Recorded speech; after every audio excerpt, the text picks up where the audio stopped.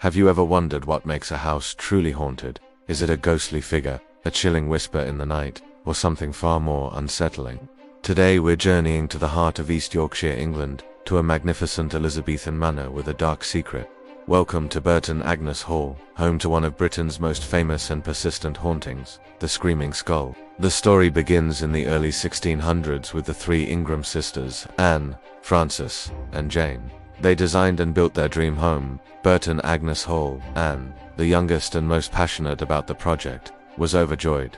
She often declared she would never leave her beautiful home, even in death. Sadly, her words would prove eerily prophetic. One fateful afternoon, while returning from a visit, Anne was attacked by robbers on a nearby lane.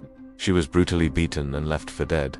Though she was found and brought back to the hall, her injuries were too severe. On her deathbed, surrounded by her grieving sisters, Anne made a strange and desperate request. She begged them to sever her head after she died and keep it within the walls of her beloved home forever. "If you ever remove my head," she warned, "this house will know no peace." Her sisters, horrified and grief-stricken, couldn't bring themselves to fulfill such a macabre wish.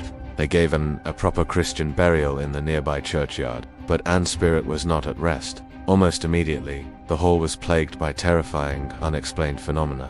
Loud moans, slamming doors, and blood-curdling screams echoed through the corridors day and night. The family was tormented.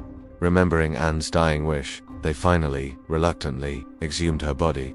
To their shock, they found her skull separated from her skeleton. They brought it back to the hall, and as soon as it was inside, the strange disturbances stopped.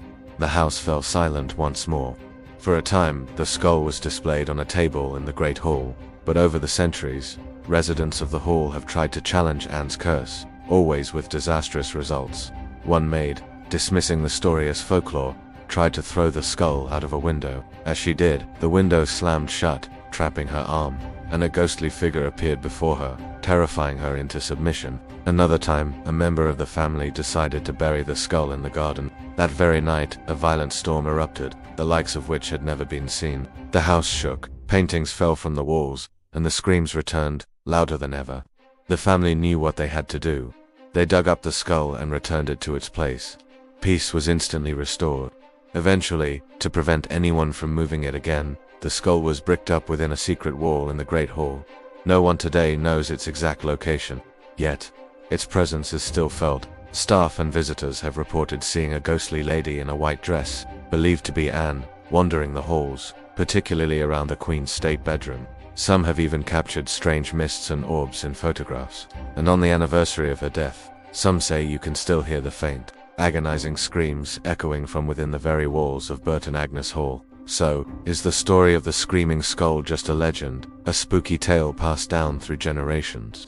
Or is an Ingram's spirit truly tied to the house she loved so dearly, forever guarding it from beyond the grave?